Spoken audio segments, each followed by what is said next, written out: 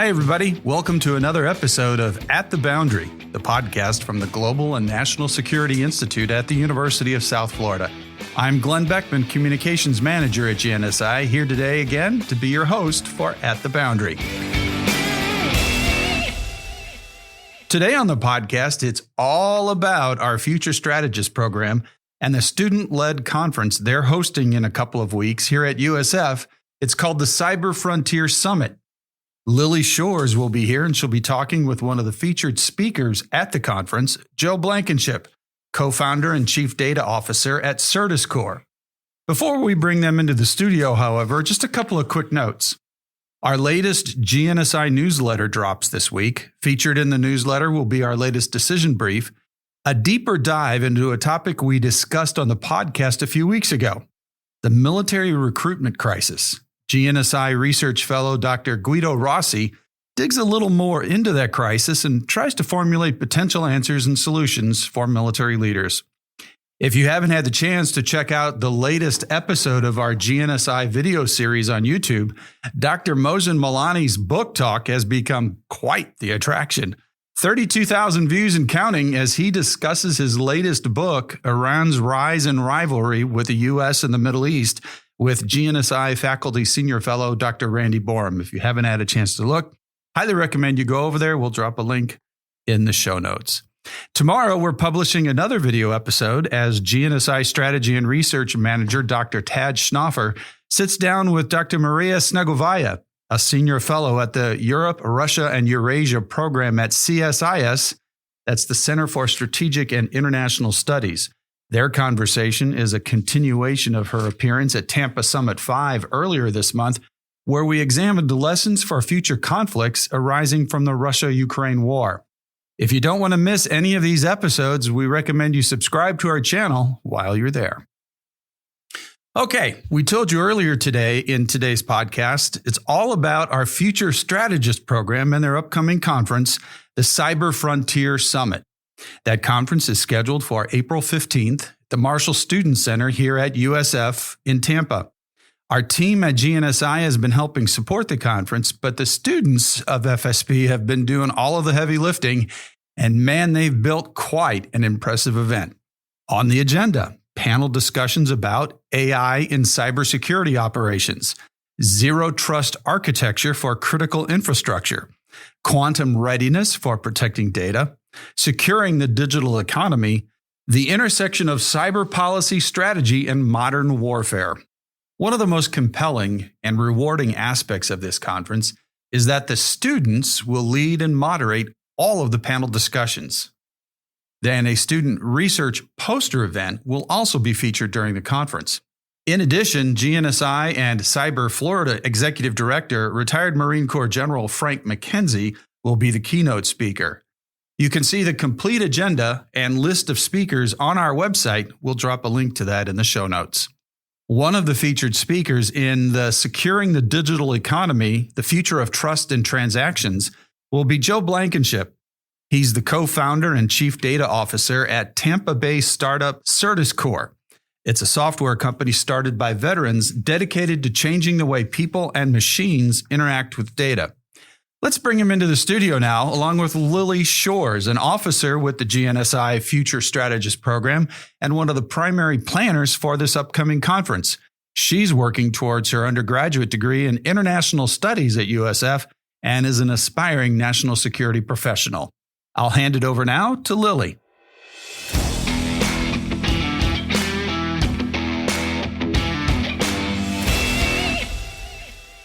Thank you so much for the introduction. And we are welcoming Joe Blankenship, the Chief Data Officer of Certus Core. And we are going to talk about cybersecurity. So my first question will be, as the digital economy continues to grow, what are the emerging cybersecurity threats that businesses need to be most vigilant about?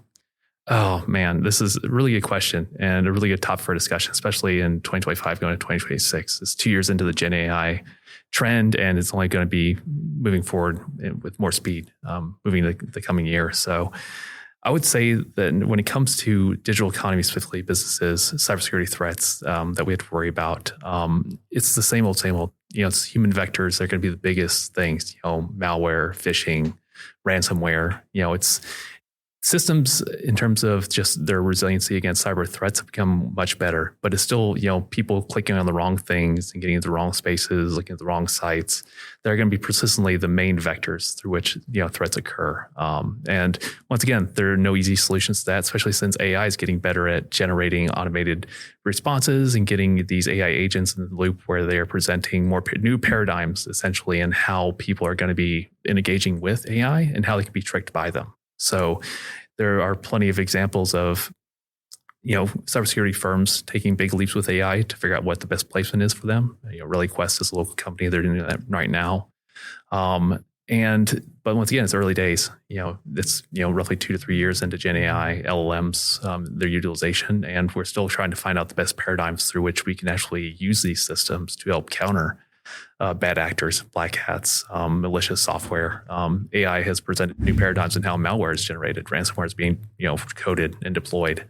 And it doesn't help that AI is producing more human readable AI or emails and other types of social media content that humans are engaging with now. So I don't know from your perspective, like what's been on the more, I guess, non-traditional routes, social media, stuff like that, if you've seen trends like that. But I know that within at least your traditional business enterprise type stuff that, spam emails, phishing, smishing, ransomware, malware, those kind of things have proven to be persistently more tricky as time has gone on. So how would you, could you expand on what you mean by the human vector part? Yeah, absolutely. Once again, when it comes to enterprise security and people using information and communication technology infrastructure, emails, chat, content management systems, knowledge bases, their data infrastructure, databases, data APIs. We're assuming that humans that are in the loop, IT professionals, data analysts, non-technical leadership are using technologies responsibly within, the training guidelines for cybersecurity practices within organizations. And what I mean by human vectors is essentially those people and their interactions with the technologies that they're using inside the organizations, their laptops, their devices, even their cell phones. We, in many cases, allow people to use their personal devices to interact with and or use or gain access to business and organizational infrastructure. So the challenge there is, can you trust their personal devices? Do they have proper authorization and trusted infrastructure to know that their identity is being protected and essentially delineated from personal stuff versus business stuff? So it's one of those things where it's easy for people to copy paste from one thing to another thing. It's just simple stuff that humans do to expedite doing their jobs fast and efficiently to get the effect for leadership and organizational goals. But also, as a byproduct, essentially kind of derails the security practices that were intended to keep people from making missteps by trying to gain expediencies and effect elsewhere. So I know that in defense and IC, people copy pasting things in the wrong systems and accidentally transferring things between classification levels happens all the time. But even within more traditional, enterprises, things like Deloitte, Accenture, still very tricky because they have R&D systems, they have more business enterprise systems, and these still need to maintain segregation for a lot of both data privacy and personal information and techniques, tactics, and procedures. There's a lot of things that you wouldn't think would be indicators or vectors for hackers to gain access to systems or cybersecurity, vectors to essentially leverage what they do and how they do it to gain access to those systems. But it happens all the time. Bad password practices, using passwords that are just too simple. And these password systems and checkers themselves within the enterprise systems don't catch the simplicity or don't catch that it can be brute forced. So there's a lot of things in terms of just human activity that are still the main threats for business infrastructure. And I think within the context of digital economy and businesses that are looking to be fully digitized, especially now that post-COVID, most people are fully remote. They use a mix of personal company devices. These are just complicating factors in terms of the cybersecurity threats that a company can engage with or can incur as a result of emergent digital economy paradigms. So, So how would you balance between the need to keep like efficiency, but also trying to keep like the infrastructure secure? Oh, it comes down to training, comes down to personal responsibility, comes down to making sure that people can be trusted with what they do and how they do it. But I'd say education is definitely a first step. Make sure you have something like Know Before, something that has good educational and practical use cases for how enterprises train human beings to use their systems, while also enabling people that are non-technical to engage with technical people inside the organization, people that are in charge of maintaining the infrastructure and all the technologies that go into how the companies run, so they can better communicate to them what they're seeing, how they're seeing it, and how they can best counteract malicious actors going against overall enterprise infrastructure. So secondarily, it would be making sure that you have good software in place on company systems and people's devices to make sure that certain actions cannot be performed within certain contexts of using applications for company use.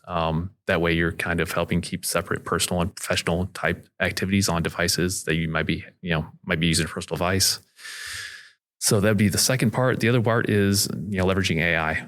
You can't escape AI nowadays. So you're going to have to find creative ways in which to enable people to understand what is at high risk, using AI to enable them to understand the risk and to help them counteract risky activities within the context of both the digital economy and how businesses need to observe how people are, kind of working within these emergent paradigms. Mm-hmm.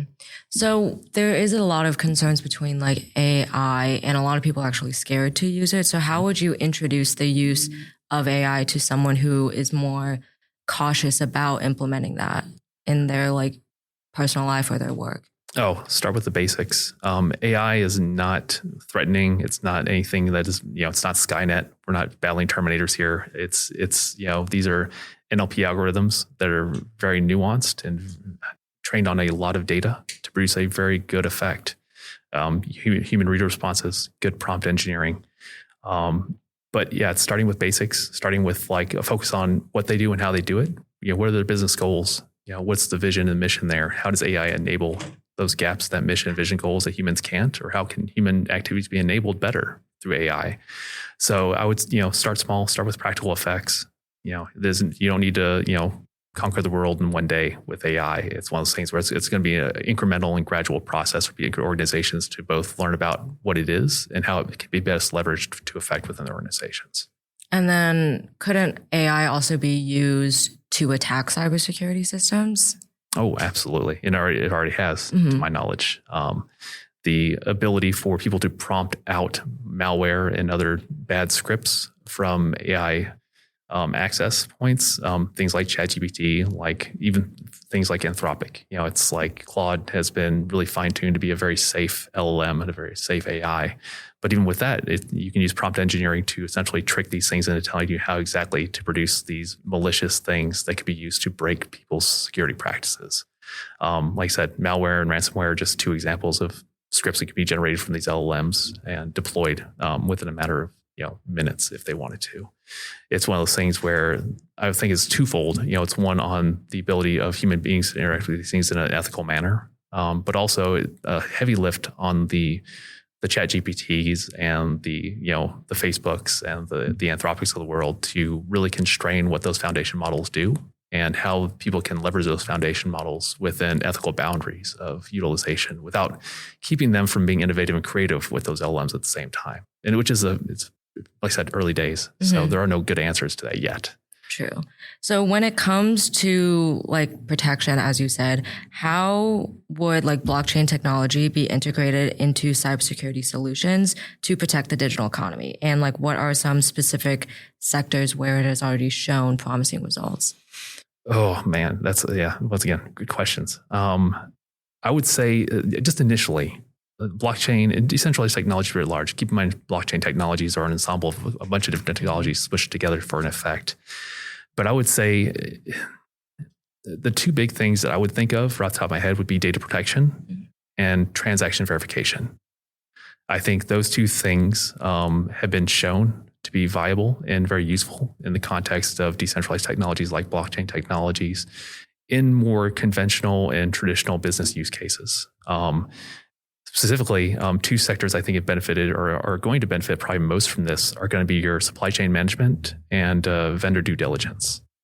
I think in terms of organizations knowing who to do business with and how those organizations have done business in the past with other organizations is going to be increasingly important for people to do safe things with other safe organizations, to avoid hacks like Target experienced, like Sony experienced, and to move towards, maybe broader conversations on how data is becoming like essentially more and more critical as it's being used to train and fine tune AI agents.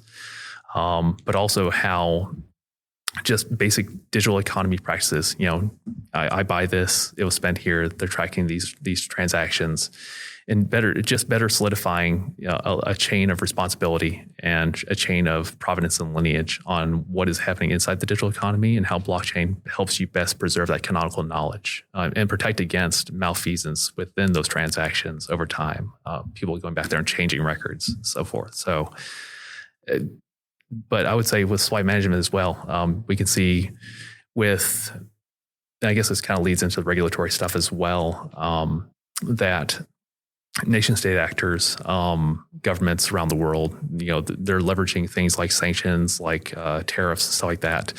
And it's becoming more and more important to track the effects of these things, both in terms of the broader macroeconomic of looking at how digital economy is being affecting and how it's affecting larger markets, but also how that's affecting smaller spaces of economy, just-in-time manufacturing, logistics, multimodal transportation, container shipment stuff. And when it comes to not just the vendor due diligence, looking at what organizations people have done with other organizations, but looking at also how that affects things like supply chain management, how that affects, broader macroeconomic effects through smaller economic shifts in terms of how physical world meets the digital. So I think blockchain methodologies and I guess decentralized technologies writ large are going to be critical in gaining insights into how those things are both done practically and and more safely, I guess, in the long term. So when you say like decentralized economy, like what do you mean specifically? Because I feel like a lot of people will hear those words and like hear blockchain, but they don't necessarily know like what it actually means or like the goal of this technology and why it's so important as we move forward. Yeah, absolutely. So once again, this will be my terminology. I'm sure there'll be feedback from folks in the audience, but so centralized, if you think about centralized economies, these are things that are regulated by nation states or states writ large, state governments, and different scales of state government, mainly because there's an implication of taxation and an implication of regulatory purview over what happens within certain scales and political boundaries of economy. A decentralized economy or a decentralized technology would be something that kind of supersedes that. Bitcoin can be interacted with across national borders in a way that does not require the states or regulatory actors to be inside that loop. So I think as a baseline, that was the promise of Bitcoin and other cryptocurrency technologies. And that's still the promise of things like Ripple and things that are been promoted as decentralized technologies that don't focus so much on the cryptocurrency aspect of it, but focus on the decentralized canonical preservation of knowledge of how transactions occurred over time. So if you look at it from that perspective, then you have something that is a better footprint for tracking and keeping safe transactional knowledge and information while also keeping people's information transparent to a scale that protects personal data privacy, but also encourages purview in a way that's not, or I guess invasive, it would be a good word for it. So yeah, I think that would be the distinction there and kind of the implication of using decentralized or going decentralized versus something that's more centralized or something that's more controlled in a central regulatory manner. And I'm just wondering how, like, with blockchain technology, how that interacts with like AI and how like those two technologies, since they're both emerging, like how they interact with each other or almost like counteract one another. Ooh, okay. So working with and working against. So once again, my knowledge as of recent, not very deep, but I do know that they, like any other technology sector, they are looking for best practices and they're looking for ways that are the most practical ways to apply these things over time.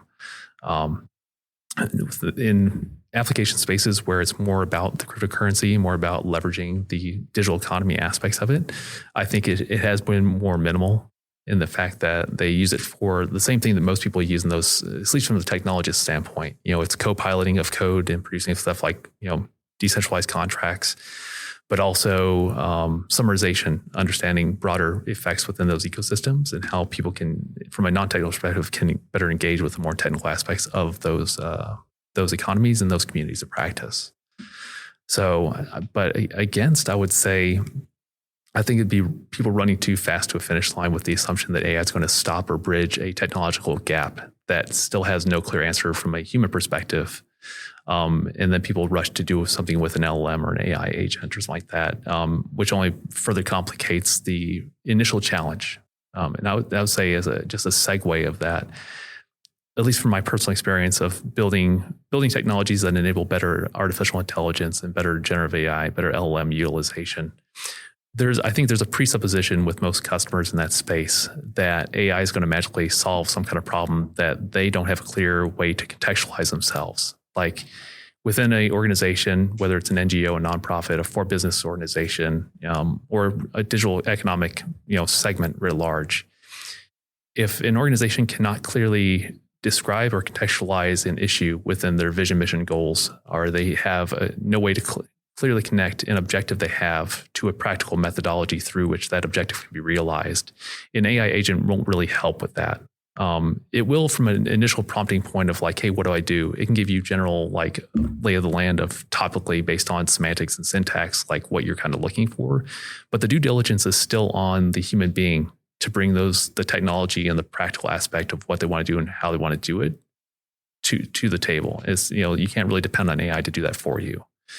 AI is a great force multiplier, can give you a lot of insights from a lot of different corpora of information. But I would say that there's going to be an increasing trend, increasing feedback from the markets that AI isn't going to be the panacea that solves everything. It's going to be something that has either made their lives a lot easier because they kept something small, or that's made their lives more complicated because they went too big too fast. And now they have to bring in more human beings with technical backgrounds in AI engineering, data science, to then readdress things that were complicated through leveraging AI in a way that was unintended, or one that does not produce consistent or rigorous results as an output of those processes.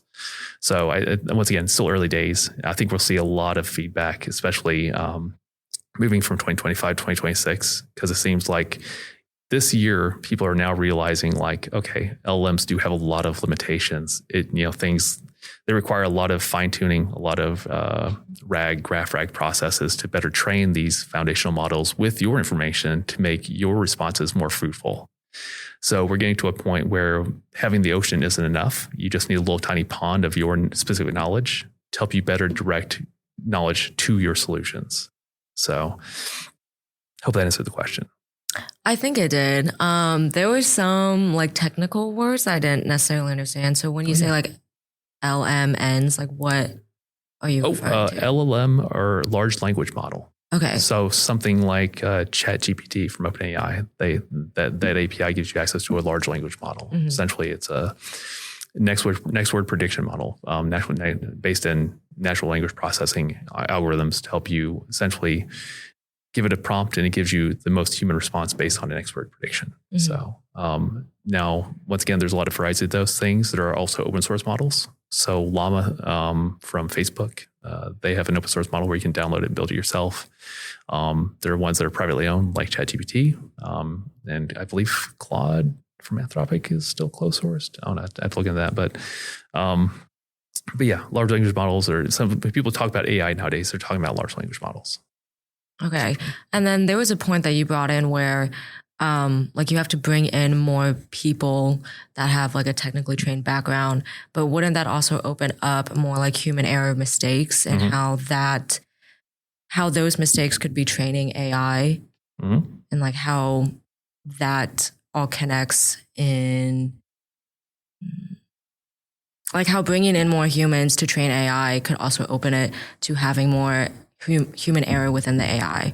Absolutely. Yeah. It's a vicious cycle. Mm-hmm. And it's just, you think about old software paradigms from DevSecOps. It's like people build software, the software presents a new security issue. They have to solve that security issue. They refactor and redeploy the software and then hope they're not repeating the same mistake twice. Mm-hmm. Like I said, AI is just going to exacerbate that. If you don't know how to use it, you don't know how to constrain its use, then you're going to open it to more errors. The humans are going to come in there. The human injection will provide more solutions, but it will also create new problems. But that's how way technology has worked writ large for many, many decades. Mm-hmm. So it's one of those things where it's not really AI. It is really just the human in the loop that once going back to the initial questions of like, what are the major, cybersecurity issues? Well, it's still going to be human in the loop. Mm-hmm. And once again, decentralized technologies solve a little bit of that. But it also leaves the door open to new paradigms of risk that we just did not account for when the previous technology didn't exist. Mm-hmm. But overall, it's a good process, and it's a good process to be engaged with, because overall, if you solve old problems, get new problems, that's still progress. And it's a constructive progress so long as you're leveraging technologies to constructive effect within your organizations. So within the digital economy of leveraging AI for cybersecurity effect, it's good that you're finding out new issues like new 0 days, new things like that, new malware paradigms. It's one of those things where it's only going to help people become better at security practices, and it's going to help improve cybersecurity as a community practice moving forward. It's once again, it's early days where people are learning like, oh, these type of LLM and these kind of AI applications, solve this, but they exacerbate these other things. So like I said, overall, it's a good process. But yes, to your point, it is very, very tricky to bring a human in a loop that may have no pre-existing knowledge of the previous mm-hmm. issue and then reproduce that issue in a way that was not intended the first time around. So yeah, that will happen for sure. Yeah, it was just an interesting point I noticed as you were talking, that even as they train the AI to be better, is the training empty of errors type of thing. So I was just very interested in that. And then a point that you brought up earlier about the regulatory frameworks. Mm-hmm. What regulatory frameworks do you believe are necessary to secure the digital economy, especially as technologies like AI and blockchain continue to evolve? Oh man. So I am one to say that probably we don't need more regulatory more fast. Mm-hmm. Well, I guess a better way to explain that would be, we tend to, at least the history of computer technologies within the past 4 or 5 decades and regulation, is that often governments rush to regulate stuff too quickly before they understand the implication of how the technology is actually working in the first place. Whether it was CFA or SOPA and PIPA or GDPR, it's like governments rush to, and rightfully so, they rush to protect individual data privacy and overall, effects of how they can actually gain access to these things, make sure they are protected before they actually compromise, the citizenry's, overall day-to-day life. A hack in your personal information could lead to a credit score issue that completely destroys your credit history for mm-hmm. getting a home loan, stuff like that. And governments are concerned about that because that affects revenue, affects taxation, affects a lot of stuff in terms of centralized regulatory systems like a state government, national government. So when it comes to digital economy and kind of understanding how to regulate and what to regulate, I think once again, it's not very clear how AI is going to affect that, how blockchain should be regulated. Once again, blockchain is a decentralized technology. So there's a question of even should that be regulated in the first mm-hmm. place, especially since the goal of blockchain technologies like Bitcoin in the first place were to be completely removed, from regulatory purview. The chain was supposed to be the regulatory mechanism, mm-hmm. using consensus algorithms like proof of work to engage and control how the canonical record was produced and how it was maintained. However, beyond a very basic scale of operation, that becomes very tricky very quickly. You go from something like Bitcoin to Ethereum. Ethereum has much more broader application space. As decentralized contracts, those contracts have a broad number of application spaces. But to your point, you bring human programmers into the loop producing those contracts, you open up a lot more risk paradigms to people that have commodities or cryptocurrencies on those systems. So that only becomes more complicated when you have nation states like China who want to produce digital currency systems and they want to use those things or leverage them within a global economy. In a global economy that, in my opinion, when it comes to the definition of digital economy, is almost 100% digital. Almost every currency you can think of has a digital footprint. Every economy, at least from a macroeconomics perspective, has a digital representation somewhere within a national or regional government regulatory system. So when it comes to how do we use AI and blockchain to kind of, control these things while they're also kind of evolving themselves, very, very murky waters. in one of those, I think it's just way too early to kind of determine outside of like basic data privacy and interoperability. I think it'd be very hard to say like how we can constrain these systems in a way that is safe for the people using them, but is also constructive to people trying to apply them to accelerate good things inside of digital economy. Everybody wants faster access to commodities for a cheaper price. And every time we try to leverage technology, that's the kind of the goal. That's been kind of the industrial revolution goals. It's like we build a technology to bridge gaps that accelerates things, reduces costs, specializes labor. But at the same time, you're also talking about you shift labor skill sets, which takes time to retrain. That means that there's a lowering in terms of labor access in different types of jobs, which affects salaries, which affects overall market penetration and market capabilities for people that have those kind of jobs. So there's like weird cascading and ebbs and flows of economy when you're talking about AI and blockchain and how those things can be both regulated or can help regulation. Because I think there's a lot in terms of decentralized ledgers that can help regulatory systems. I think when it comes to keeping track of who votes on what or what was voted on to have what kind of digital economy impact, it'd be nice to have a canonical record of that. And that I think it would help with people understanding what pitfalls not to make a second time around when it comes to implementing regulation on a grand scale.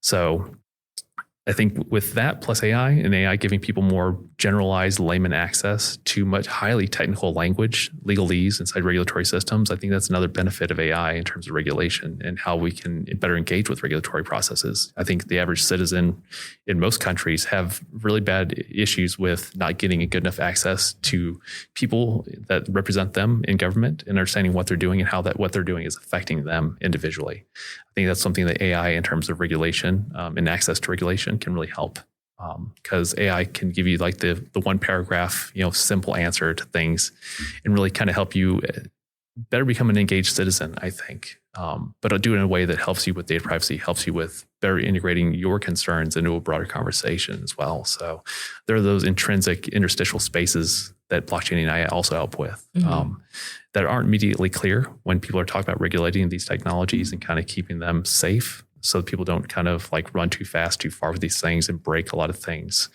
But I also think if you think about like just beyond digital, if you go beyond digital economy, governments were large in terms of because they're the main regulatory bodies of anything. They have a lot of legacy systems that they deal with, and a lot of them are based heavily in physical reality. It's like old infrastructure for electric, water. It's all these systems that have very antiquated technology connections. AI will kind of expose those a bit more because we've done a really good job of writing up what's wrong around regulatory systems without fixing it. So when it comes to cybersecurity around blockchain and AI, to bring it back to the original, cybersecurity focus of this, is that it will exacerbate hacks that you don't expect. And there'll be hacks based on older technologies. If we have dam systems and we have, port systems that are based on old, 20th century technologies. And we've written about all the issues with these port systems, all these supply chain management systems, all these vendor due diligence systems, and we haven't put the actual technological fixes in place.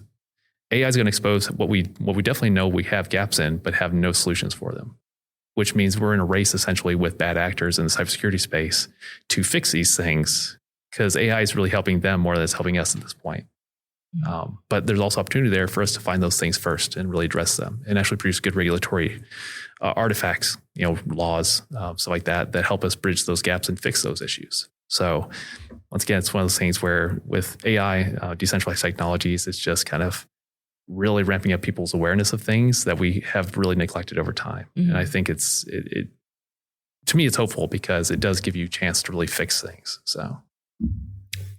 Well, that was very interesting. So do you have any final thoughts or points that you wanted to touch on that we haven't gotten the chance to yet? No, I mean, at this point, I'd be beating a dead horse, but it's one of those things where it's just emergent technologies. Like there's a lot of potential there. They were created for a reason, and those reasons weren't malicious in any way, shape, or form. It's just technologists build technologies for cool stuff. It's always the second stage of like in cybersecurity, especially like cybersecurity professionals, hackers, they all see these technologies and like, it's a system. How can I break it? If you look at it in terms of it being just another system on top of systems, then you can see kind of, both sides of the arguments. You see all sides of the arguments. That's when I say false dichotomies, but it's critical, especially in terms of digital economy, because when things are digitized, they're moving at the speed of an electron, through wires, cables, fiber optics. And it's like, you really have to think about the implications of deploying these technologies before they're really matured. But then again, the question is like, what is maturity at this point? Like, is it to the point where you can ask it questions, or is it to where you can get the same question back twice based on different prompts? It's still early days. I think people should be conservative in their estimations on how to leverage these things, while also not cutting off the potential for them to be used in a broad array of solution sets. And that means kind of constraining what we would do regulatorily to allow cybersecurity professionals to really engage with these things on a practical, fast level, to where they can really kind of address 0 days, address these emergent issues with LLMs and GenAI, to kind of help better secure the digital economy and businesses writ large around how humans in the loop may be affected by these things, but how infrastructure in and of itself can be better secured against these kind of activities. And like I said, decentralized technologies are a good part of that. Like I said, data privacy and interoperability are going to be something that are going to be continually addressed as we go along from year to year, especially into the 2030s. If these models continue to gain speed and continue to gain applicability, they'll only become more and more embedded in your day-to-day lives. The Siri of yesterday is going to be replaced by a GenAI agent that is much more tailored to your experience on your smartphones than 1 year ago, 5 years ago. So it's going to be great because it's going to give you access to all your stuff, and it's going to know exactly what you do and how you do it. And it's going to give you better advice on how you've done what you've done. But it's also going to be a repository of all of your individual knowledge that can then be copy pasted to someone's system to replicate a digital version of you. So I think moving forward, we need to be very cognizant of how AI is embedded with our lives, day-to-day lives, and how both it can be used to enable the best part of it, while also constraining on exactly how a malicious actor could leverage that to something negative in effect, and how we could address regulatory aspects of that in a way that doesn't cut you off from having to use the technology in the first place. Okay, well, that is a great point to end on. And thank you again so much for joining us today. Yeah, that's an absolute pleasure. Thank you.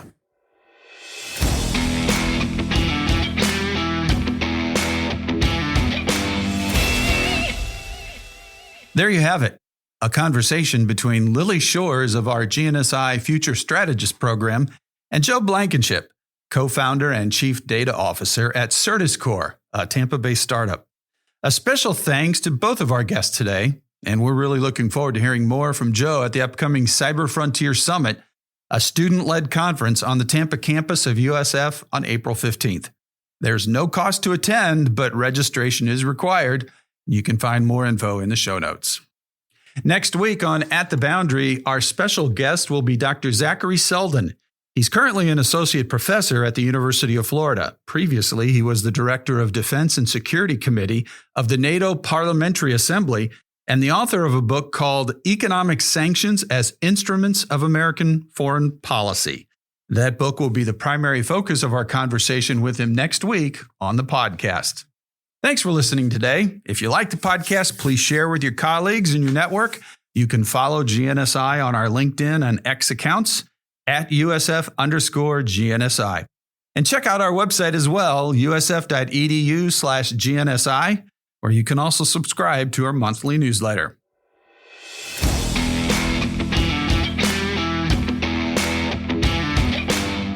That's going to wrap up this episode of At the Boundary.